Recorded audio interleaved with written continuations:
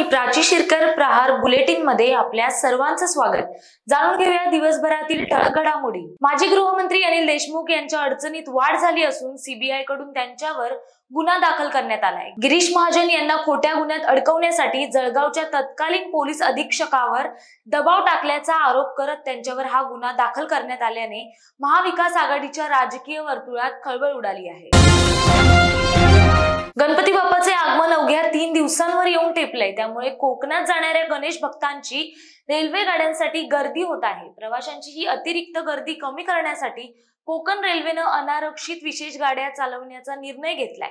या गाड्या मुंबई ते कुडाळ दरम्यान धावणार असून गणेशोत्सवासाठी कोकण रेल्वेने या आधीच विविध मार्गांवर विशेष गाड्या सोडल्या आहेत। ही बाब लक्षात घेऊन अनारक्षित विशेष गाड्या सोडण्याचा निर्णय कोकण रेल्वेनं घेतलाय।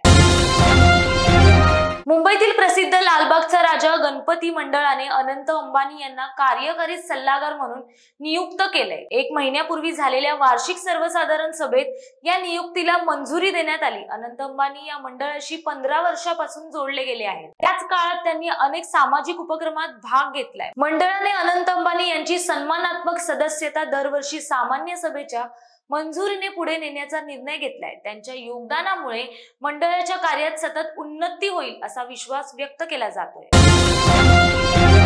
बॉलिवूड अभिनेत्री आणि भाजपा खासदार कंगना रनौत इमर्जन्सी चित्रपटामुळे चर्चेत आहे। या चित्रपटावरून मोठा वाद निर्माण झालाय। चित्रपटाला सेन्सर सर्टिफिकेट मिळावं म्हणून मुंबई उच्च न्यायालयाचे दरवाजे ठोठावले होते।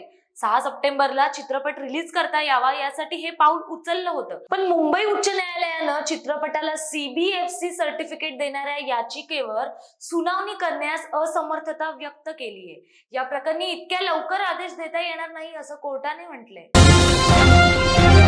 टीम इंडियाला T20 वर्ल्ड कप 2024 चे विजेतेपद आपल्या कोचिंग मध्ये जिंकून देणारा राहुल द्रविड पुन्हा एकदा क्रिकेटच्या मैदानात दिसणार आहे। टीम इंडियाचा प्रशिक्षक म्हणून त्याचा कार्यकाळ वर्ल्ड कप नंतर संपला तेव्हापासून तो IPLच्या कोणत्याही संघात सामील होऊ शकतो अशी अटकळ बांधली जात होती। आता त्यावर शिक्कामोर्तब झाला आहे। पुढील वर्षी होणाऱ्या IPL साठी राहुल द्रविड पूर्णपणे तयार दिसत आहे। द्रविडला IPL 2025 पूर्वी टीमचे मुख्य प्रशिक्षक बनवण्यात आले आहे। द्रविडने राजस्थान रॉयल्स सोबत करार केला आहे। देशभरासह आपल्या परिसरातील बातम्या आणि सर्व अपडेट्स मिळवण्यासाठी प्रहार वेबसाईटसह YouTube, Facebook, Instagram आणि Twitterवर लाईक, शेअर, फॉलो करा। धन्यवाद।